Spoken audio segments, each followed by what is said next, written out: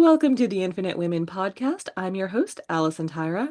Today I'm joined by Lisa Baer-Tsarfati, a PhD candidate in history at the University of Guelph in Canada, to discuss linguistic bias in artificial intelligence.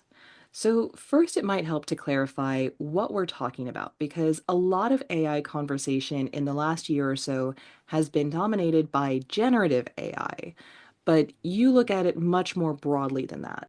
So, to start with the basics, I am going to talk a lot today about feminist AI, and I want to kind of get into discussing what that means. So, feminist AI research is essentially about asking who's designing these technologies, what assumptions are they bringing with them, and who benefits or gets harmed by the systems that we build. So, fundamentally, what I look at is first and foremost, recognizing that AI isn't neutral. These systems are trained on human data, language, images, behaviors, and that means that they inherit human biases, including biases around gender, around race, class, and more. Feminist researchers in this space are trying to expose those patterns, challenge them, and imagine more equitable, inclusive approaches to AI development. So I always love pointing out that this gender bias where we see tech bros being sort of the dominant force, that has not always been the case. And in fact, if you look at computer science history, a woman was the first computer programmer, women programmed the first, like they actually made the first computer work. So can you give us more background and dig into the history a bit? Definitely. So, if we want to really understand why gender bias in AI matters and why it's so persistent, you've already kind of talked about women being like integral to the development of technology and its beginnings. We need to look at um, the deeper history of how we've even defined intelligence, objectivity, and even the history and the idea of technology itself. So, like I said, these are not neutral concepts. They're deeply shaped by centuries of Western thought, particularly philosophies and arguments emerging from the European Enlightenment of the 18th century. The Enlightenment gave us this idea of the rational man, this disembodied objective knower who uses reason to master the world. That ideal is rooted most explicitly in the work of Rene Descartes, the 17th century French philosopher best known for the phrase, I think, therefore I am. Descartes argued that the essence of human identity was the capacity for rational thought, that we are thinking beings first, and everything else, including the body, the senses, and the emotions, come second. But that idea wasn't just about knowledge, it was also about power. It positioned rationality as masculine, elevated, and civilized, and emotion as feminine, unruly, and irrational. And because Descartes saw the mind as something that could dominate the body, that same logic was extended outward. The mind should dominate nature, man should dominate woman, reason should dominate passion. It's a hierarchy that became deeply embedded in Western intellectual traditions. If listeners are curious to dig deeper into this, I'd really recommend reading Genevieve Lloyd's The Man of Reason, Male and Female in Western Philosophy. It's not a very long book, but it's incredibly insightful and unpacks how philosophical ideas of objectivity and reason were historically gendered, and how those ideas still shape modern institutions, including science and technology. So, from the very beginning, we see this gendering of thought. Logic becomes male, emotion becomes female, and anything associated with femininity gets sidelined from what counts as real knowledge. This shows up in everything from early philosophy to the design of scientific institutions, but it also shapes how we think about machines. The very idea of a reasoning machine, a system that processes inputs and produces logical outputs, fits neatly into that masculinized model of intelligence. It reflects a worldview where the highest form of thought is abstract, disembodied, and emotionless, and where anything emotional or embodied is seen as a flaw, not a feature. And that matters because when we start designing machines to think like us or for us, we're not starting from scratch. We're encoding a very particular, very gendered idea of what thinking means. So, ironically, the actual history of computing, like you said, is full of women. Before we had electronic computers, we had human ones, and those computers were often women. During World War II, for example, women were recruited in large numbers to perform complex calculations for ballistics tables and code breaking. The ENIAC, one of the earliest electronic computers, was programmed by a group of women whose contributions were foundational, but were also largely erased from the historical record for decades. And in the early space program, it was women, many of them Black women at NASA, like Katherine Johnson, Dorothy Vaughan, and Mary Jackson, who calculated flight trajectories, orbital paths, and reentry windows by hand. Their work was not only crucial to missions like John Glenn's orbital flight and the Apollo program, but it also challenged the racist and sexist hierarchies that defined mid-century science and technology. Ada Lovelace, who worked in the 19th century, is often credited as the first computer programmer. She understood the potential of Charles Babbage's analytical engine, not just for calculation, but for symbolic reasoning, anticipating ideas that wouldn't be mainstream for over a century. So women were absolutely central to the birth of computing. But as the field professionalized, particularly in the mid-20th century, programming shifted from being seen as a clerical labor to being seen as real computer science. And as the prestige of the work rose, women were systematically pushed out. The labor that had been feminized, seen as repetitive, invisible, and mechanical, was replaced by machine intelligence. And that replacement was framed as a natural evolution from flawed human calculators to objective, neutral machines. But in truth, it was a process of erasure. The labor that trained those systems, structured their logic, and kept them running was wiped from the story. And here's the twist. Even as that human labor disappeared, the cultural coding remained. The systems themselves still reflect the biases of the societies that built them. This becomes especially clear when we look at how AI is gendered in popular culture. In film and media, female-coded AIs are often designed to be sensual, emotionally attuned, and above all else, servile. Think of Her, where the voice assistant, Samantha, is caring and supportive, but ultimately disposable. Or Ex Machina, where Ava is created to fulfill a male fantasy of control and beauty and punished the moment she steps outside that role. Even in real life, voice assistants like Siri and Alexa are overwhelmingly given female voices, programmed to be polite, helpful, and non-confrontational. There's a pattern here. These systems are designed to serve, to perform emotional labor, to anticipate needs, just as women have historically been expected to do in both domestic and professional spaces. They're pleasant, compliant, and non-threatening until they're not. And when they challenge those expectations, the narrative turns towards containment or destruction. Now compare that to how male-coded AI tends to be portrayed. Take HAL 9000 from 2001: A Space Odyssey. HAL is calm, rational, and hyper-competent. And when he becomes dangerous, it's not because he disobeys, but because he follows his logic too far. HAL is treated as a threat, yes, but also as a kind of technological ideal, the pinnacle of machine intelligence, feared because he surpasses human limits.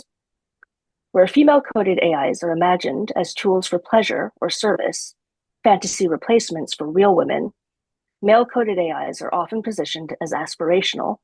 They aren't designed to flatter or comfort, they're designed to command. And when they go rogue, it's a crisis of power, not a disruption of subservience.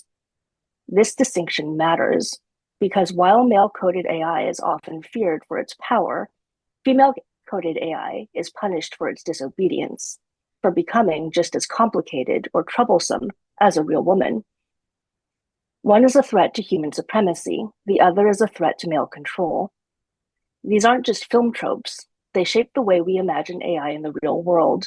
They encode expectations about labor, agency, and desire, and those expectations bleed into how we design and deploy actual systems.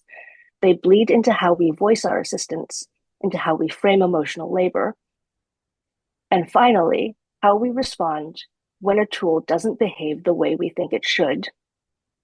Ultimately, these cultural representations reinforce the idea that female-coded intelligence should be passive, agreeable, and replaceable, while male-coded intelligence is powerful, authoritative, and if challenged, dangerous. These aren't just aesthetic choices, they're reflections of deeply ingrained gender norms, and they shape the design choices we make, often without even realizing it. So even as we talk about AI as this cutting edge innovation, it's also haunted by really old stories, stories about who gets to be rational, who gets to lead, and who is just there to assist. And unless we actively challenge those narratives, they keep finding their way into the systems we build, not because of ill intent, or at least we hope so, but because those assumptions are so baked into our collective imagination that they get reproduced without question. In fact, just this past week, we saw a perfect example of this and this kind of unexamined bias came out with Sam Altman, the CEO of OpenAI, which makes ChatGPT, when he publicly complained that users who say please and thank you when talking to the model are costing the company too much in processing power. Now, that might seem trivial, but think about what is actually being dismissed there. The idea that politeness, that small gestures of respect or warmth are wasteful, that they're excessive, that they don't belong in a productive interaction. And of course, please and thank you are forms of language that have historically been feminized. They're associated with emotional labor, with caretaking, with being nice. So when a tech CEO says, essentially, stop using them, they're inefficient, he's not just making a comment about computing cost. He's reinforcing this very old idea that those forms of communication are lesser, that they're not essential to how language or intelligence works. But if we want generative AI to truly reflect how humans communicate, then we should be encouraging people to use their full range of language, including warmth, softness, and gratitude. Those aren't bugs in human interaction, they're features. They're part of what makes language social, relational, and meaningful. So it's not just about how AI behaves, it's also about how we're being told to behave toward AI.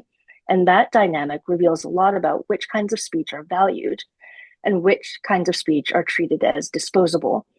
Even in the digital age, gendered hierarchies of communication persist.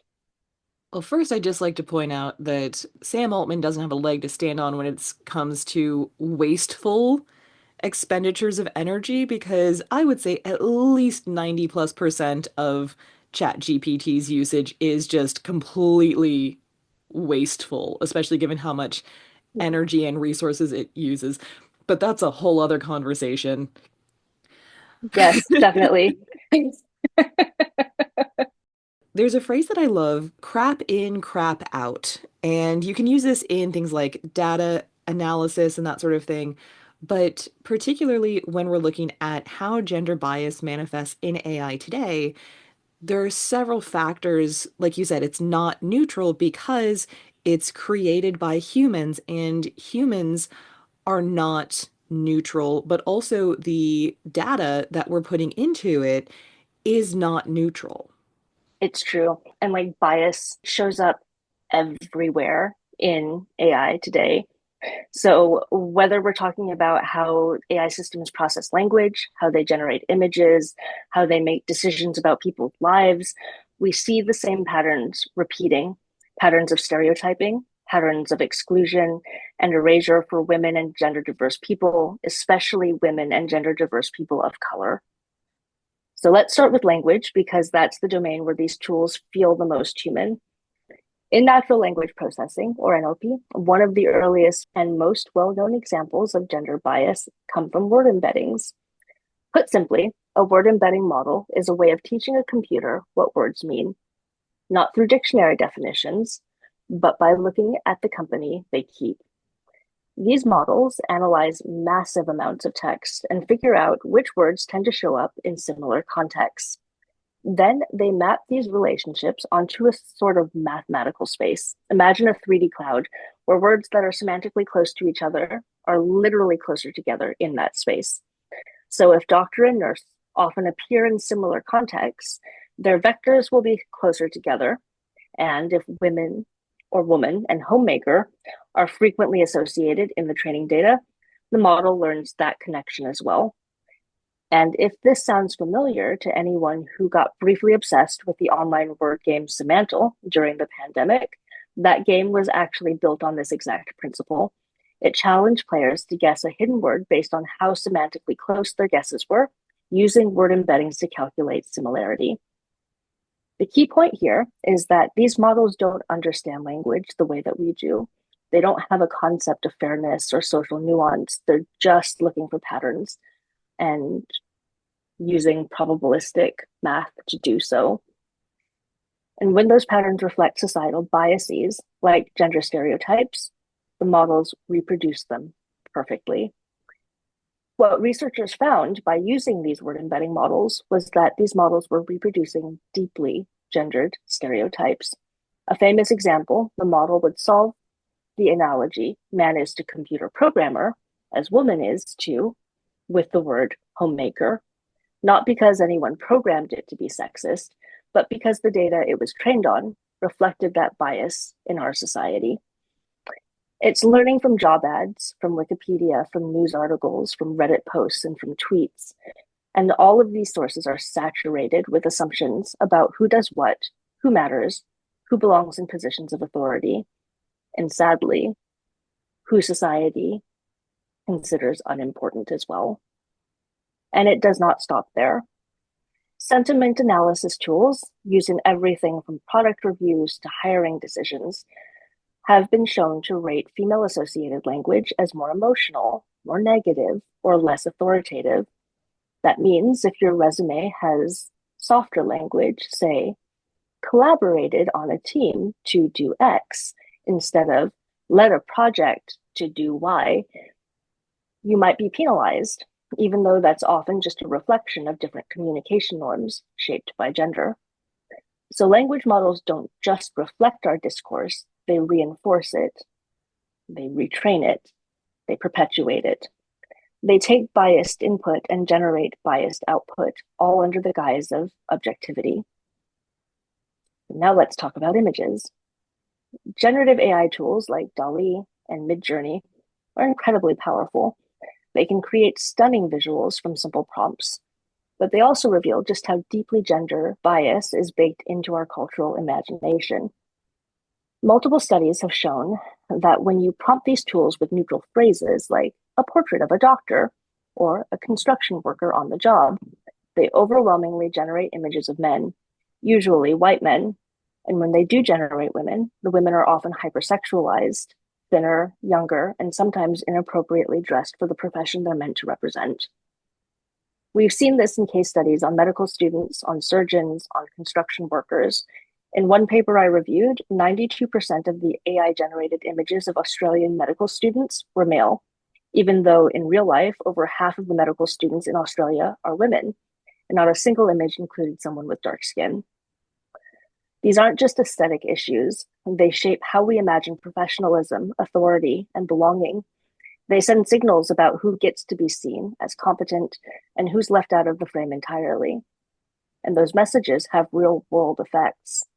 Which brings me to the most high-stakes AI category when it comes to bias. Automated decision-making systems. These are the tools being used to screen resumes, assess loan applications, predict criminal behavior, and in some cases, even decide who gets access to healthcare.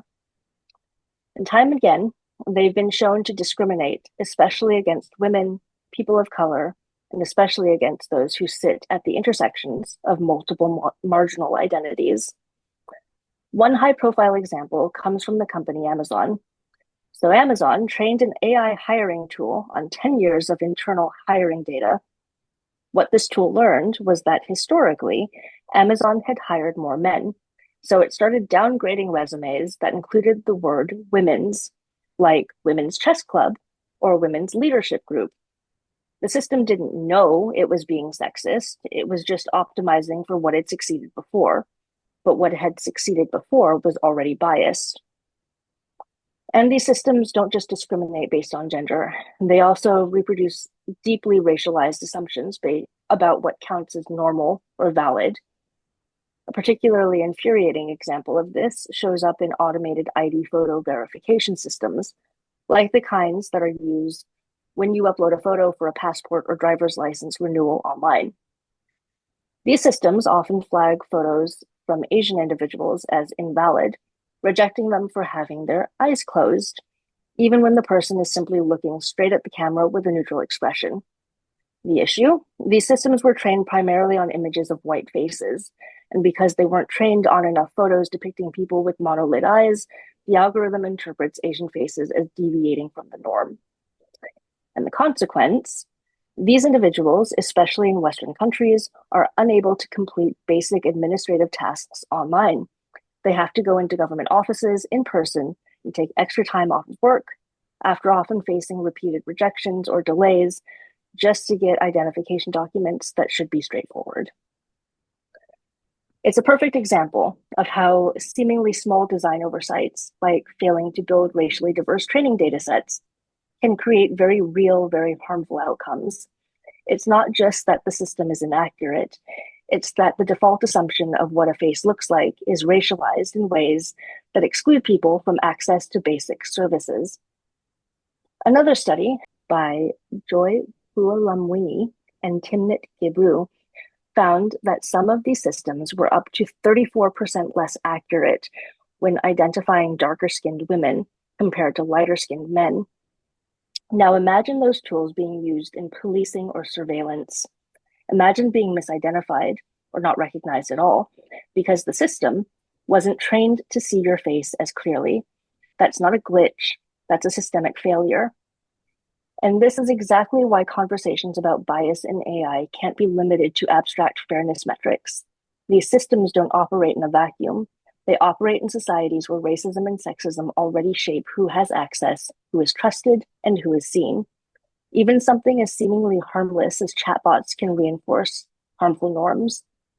Many default to binary gender identities, even when the user doesn't. Some give stereotypically gendered responses, like assuming women are interested in shopping and men in sports.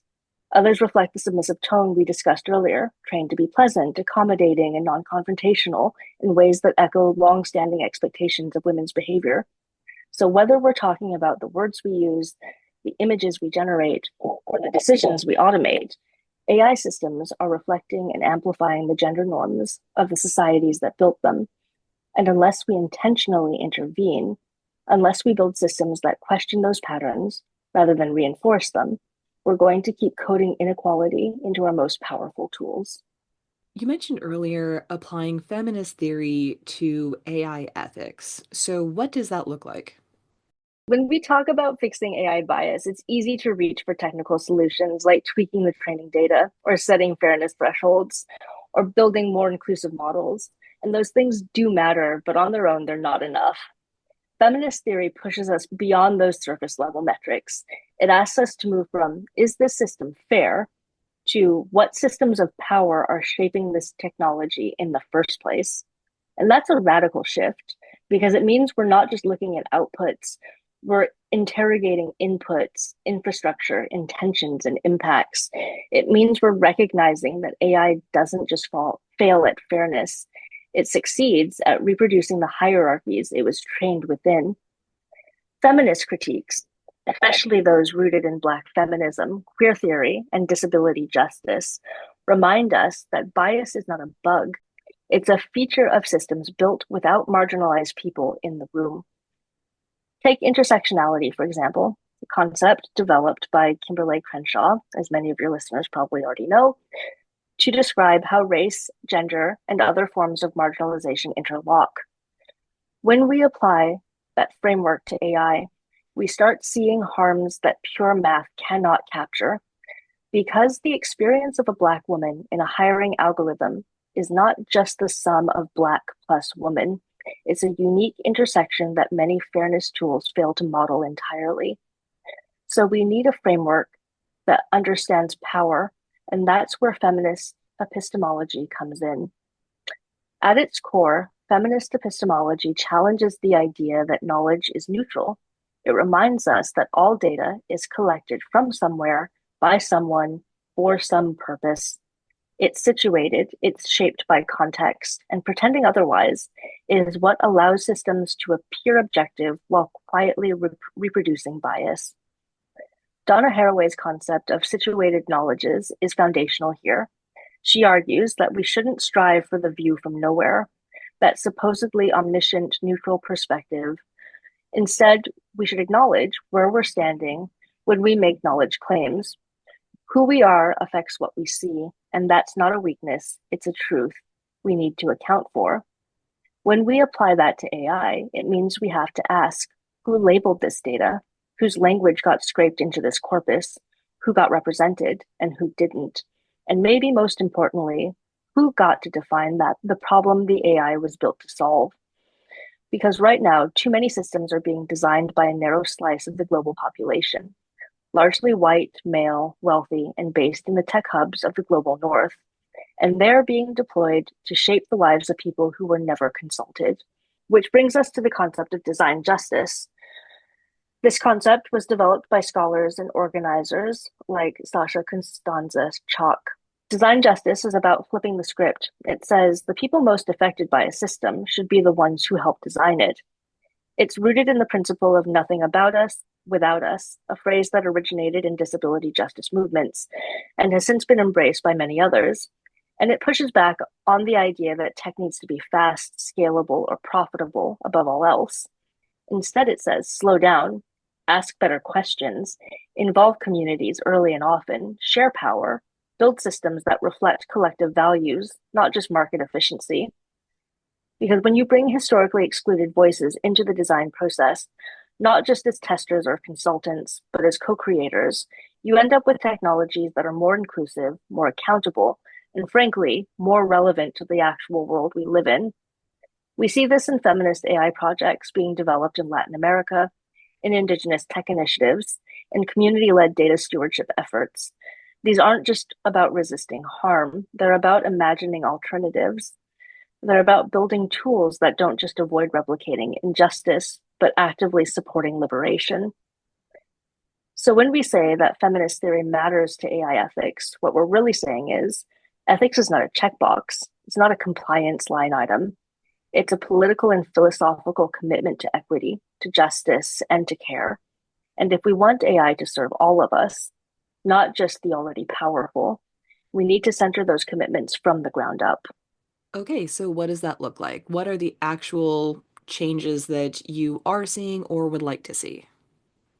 In an ideal world, a world that I would love us to start working towards, the question that we're grappling with and the thing that we're trying to do in feminist data circles is how do we approach mitigation? Because mitigation is not enough. It's necessary, but it's not sufficient.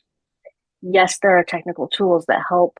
There are things like adversarial training where a model is exposed to intentionality, challenging inputs to build resilience against bias, or counterfactual data augmentation, where data sets are expanded with gender or race swapped examples to check for biased outputs. And yes, these are useful interventions, they do matter, but they can only take us so far because they're still often operating within the same assumptions about what the AI is actually for and who it's meant to serve. Feminist theorists, activists, and technologists are pushing us to imagine something more ambitious, transformational change, not just better models, but better values, better questions, better systems altogether. One powerful strand of this work comes from queering AI, asking what it would mean to build systems that don't default to binaries, not just gender binaries, but binaries of reason, emotion, subject object, control obedience. What happens if we design models that can hold ambiguity, that can reflect fluidity, nuance, contradiction, the things that make human identity so rich and complex? It's not just about adding a third gender option to a drop-down menu. It's about rethinking the structure entirely so people aren't forced to fit into categories that were never made for them. Another strand is about decolonizing AI, looking critically at how Western tech is built on the labor, resources, and data of the global South. Most people don't realize that the development of so-called advanced AI systems relies heavily on the labor of workers in places like Kenya, the Philippines, Venezuela, and India. These are the people who perform the data annotation tasks that power everything from chatbot moderation to self-driving car training to toxicity detection in social media. And often the content that they have to sift through is traumatizing. We're talking about violent hate speech, graphic pornography, depictions of abuse, self harm, and terrorism. This is the content that needs to be filtered out of data sets, and someone has to look at it, label it, and feed it into the system so that the models can learn to avoid it. But these workers are typically paid extremely low wages, sometimes as little as $2 an hour, and they're often given little to no psychological support, no trauma informed care, no long term mental health benefits, no structured aftercare. They're expected to review this material for hours on end with only brief breaks, if that. We would never expect law enforcement officers or crisis responders in the global north to process that kind of material without support, training, or institutional backing. And yet we completely take this labor for granted when it's done quietly, invisibly, by workers who are far removed from the public eye and from the platforms that profit from their labor. And this isn't just about working conditions, but it's about epistemic injustice. These workers have expertise. They develop a deep, intuitive understanding of harmful content, context, and nuance, but their insights are rarely valued in design meetings or model audits. Their labor is treated as disposable, even though it's foundational. Feminist and decolonial scholars are saying this has to change. Decolonizing AI means recognizing this imbalance and asking hard questions about who builds AI, who gets credit for its intelligence, and who is left to clean up its most harmful messes. We need data practices that respect sovereignty, that center the rights of Indigenous communities, that ask not just what can we extract, but what do we owe? And we're starting to see what this can look like in practice. There are feminist AI research collectives around the world, like the FAIR Network in Latin America and the Caribbean, developing community-driven justice-oriented approaches to AI. They're creating tools that serve local needs. They're building multilingual models. They're embedding care and accountability into the design process. And they're doing it in collaboration with the people most affected by these systems, not as an afterthought, but as the starting point. And alongside this grassroots work, there's also movement at the level of policy and governance. The EU's AI Act, for example, is one of the first comprehensive regulatory frameworks trying to set guardrails around the use of AI, especially in high-risk areas like hiring, policing, and healthcare. Other global conversations at UNESCO, the OECD, and even the UN are beginning to take seriously the ethical and societal impacts of these tools. But here's the thing. We can't leave these conversations to technologists and lawyers alone. We need historians who understand how power has operated across centuries. We need linguists who understand how meaning is constructed and contested. We need ethicists who can think deeply about responsibility, consent, and harm. This isn't just a technical problem, it's a cultural, political, and philosophical one. And that means the humanities have a central role to play in imagining what just, equitable AI can look like. When I was in high school and university, there was a poster I used to see in classrooms all the time. It said, "A scientist can tell you how to clone a dinosaur, but a humanist will tell you why that's a bad idea." And I really think the 21st century version of that poster should be, "A programmer can build you an AI model, but a humanist will tell you how to make it ethical." Because knowing how to build a thing is only half the story. We also need people who ask, should we? For whom? At what cost? And what kind of future does the system actually bring into being? When I talk about feminist futures, therefore, I'm talking about a future where we build technology, not just optimize performance, but to reflect our highest commitments to justice, to care, to collective liberation. A future where we treat intelligence not as something to control, but something to share, something that's always situated, always relational, and always open to being remade. All right, so we've talked a lot about different kinds of professionals in these spaces, but if you're just an everyday user wanting to utilize AI, hopefully for something more productive and worthwhile than generating funny pictures, what can normal people, shall we say, be Yeah. doing to consider more critically how these AI systems are impacting their community in different ways. I know that this is a hard topic. I know it can feel overwhelming, especially when we're talking about global systems and centuries of entrenched bias and technologies that feel increasingly out of control. Something that gives me hope and hopefully will give your listeners hope as well is that there are already so many people across disciplines, across communities, across borders who are working to change that. Um, they're resisting the harm because they're imagining and enacting alternatives. And so, if there's something that listeners can take away from this, AI is not inevitable. Bias in AI is not inevitable. The systems we build reflect the values we embed in them.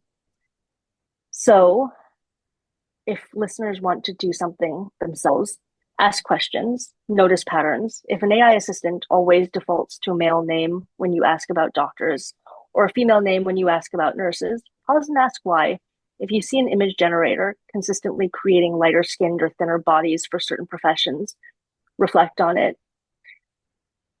This is more about just critiquing, though. It's about imagining. We all have a role to play in shaping the tools that shape us.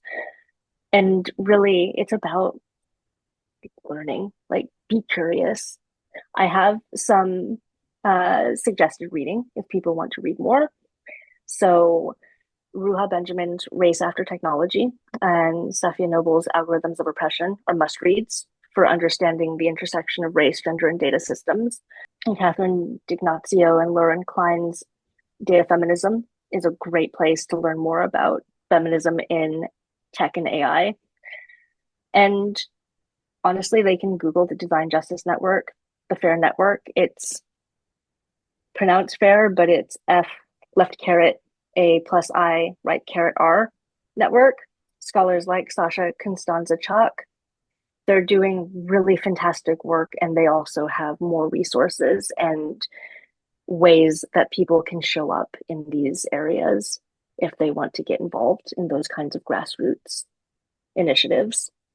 And so I'm always curious about why different people pursue different fields. And as I mentioned earlier, you're a PhD candidate in history, so why are you talking about AI? Yes, that is definitely a question that I get quite a lot. So it's a bit of a roundabout story. As you have noted, I am originally a historian. My background is actually in early modern Scotland. I've spent a lot of time studying how ambition and power were framed through language during that period. As such, I work a lot with discourse analysis, which examines how language shapes perception and behavior within social hierarchies. And to do that, I also work in computational linguistics using tools like word embedding models to trace how meaning changes or stays the same across large collections of historical texts. So it was through that work, using computational tools in historical research, that I stumbled into the bigger question of bias in AI. These models, while they are incredibly powerful, as I've noted, reflect the biases in the data they're trained on. So ironically, it was because I was trying to avoid bias that I first turned to distant reading and computational linguistics, because in trying to study the word ambition, I needed to come up with a historically contingent definition of that word. Today, we associate it with individual drive, careerism, or even self promotion, but people in 16th century Scotland would not have understood ambition in quite that same way. So, to study it within its original context, I needed to recover a definition that reflected its time period and was not shaped by my modern assumptions about language and meaning. So, I built and trained a word embedding model using only texts written between 1480 and 1625. That way, the associations that emerged around ambition were grounded in the discursive world of early modern Scotland and not the 21st century. But while I was controlling for one kind of bias, temporal bias, I began to notice another kind creeping in. My model still reflected the social and cultural biases embedded in the texts themselves, because of course, those texts were still shaped by the power structures of the society that produced them. That was the turning point for me when I saw how easily these tools could replicate gender stereotypes or erase marginalized voices, not because I had told them to, but simply because that's what the data reflected. I realized I wasn't looking at a technical issue.